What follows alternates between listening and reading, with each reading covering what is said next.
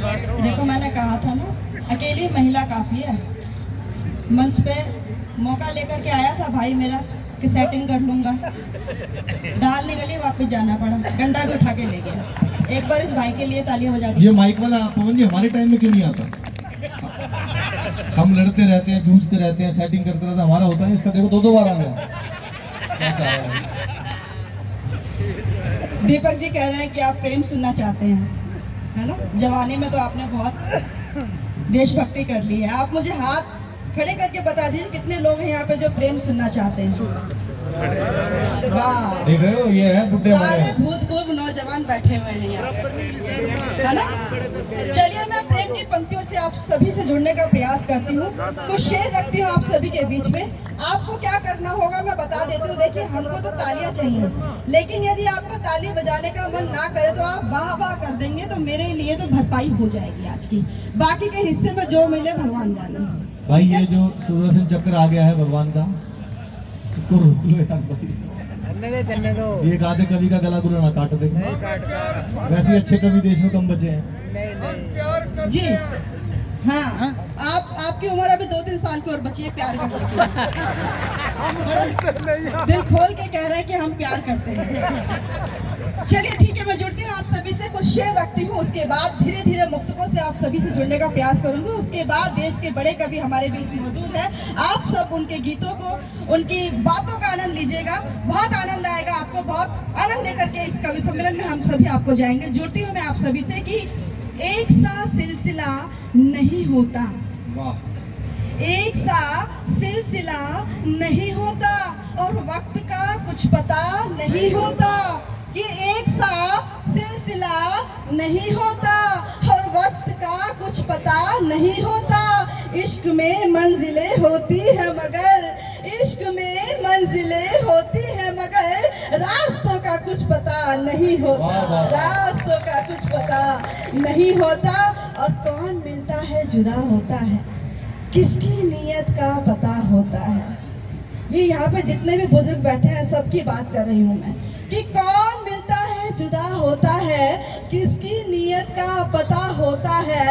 और इश्क में एक बात तो पक्की है, इश्क में एक बात तो पक्की है, आला दर्जे का नशा होता है, आला दर्जे का नशा होता है। मैं जुड़ती हूँ आप सभी से कि वक्त ये लाजवाब हो जाए, वक्त ये लाजवाब हो जाए, मेरी चाहत गुलाब हो जाए।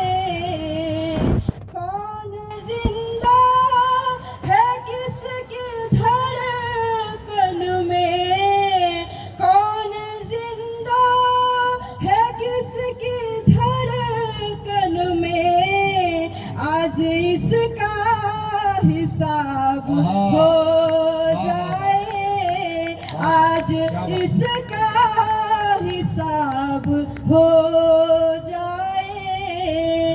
और चांद तारों की बात करते हो, तुम बहारों की बात करते हो, एक वादा निभा नहीं पाए, एक वादा निभा नहीं पाए, क्यों हजारों की बात करते हो, क्यों हजारों की बात करते हो। और आप सभी के चेहरे पे मुझे लगता है मुस्कान आने की जरूरत है।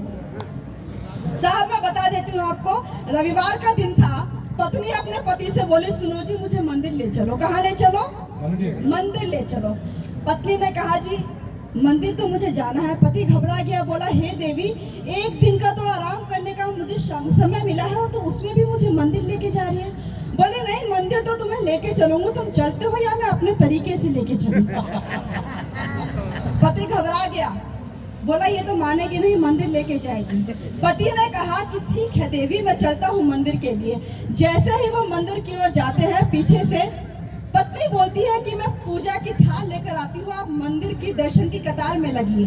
पति लग गया मंदिर में दर्शन की कतार के लिए। सुनिए, अब जैसे ही पत्नी बोली, पत्नी गई है मंदिर में पूजा की थाल लेने के लिए और पति लगा है दर्शन की कतार में। अब पति दर्शन की कतार में लगा है और उसके सामने से जाती है एक बहुत प्यारी सी सुंदर सी महिला, बिल्कुल दीपक सैनी जैसी। बहुत अच्छी, अपने जैसी बता देती। साहब इतनी सुंदर महिला को देखकर वो पति घबरा गया और क्या गाने लगा, उसके दिल के गिटार बजने लगे और वो गाने लगा, कान में झुमका चाल में ठुमका कमर पे चोटी लटके, कान में झुमका चाल में ठुमका कमर पे चोटी लटके, खुल गया दिल का पुर्जा पुर्जा लगे 85 झटके। वो झटके इतने आनंद के साथ गा रहा था कि पीछे से दुर्गा आ गई। समझ गए दुर्गा को? सब भुक्तभोगी हैं।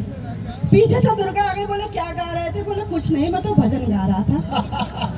कह रहे अच्छा, शादी के इतने साल हो गए, मुझे एक भी गीत नहीं सुनाया, यहाँ मंदिर में आके भजन गा रहे हो, जरा सुनाना कौन सा भजन था।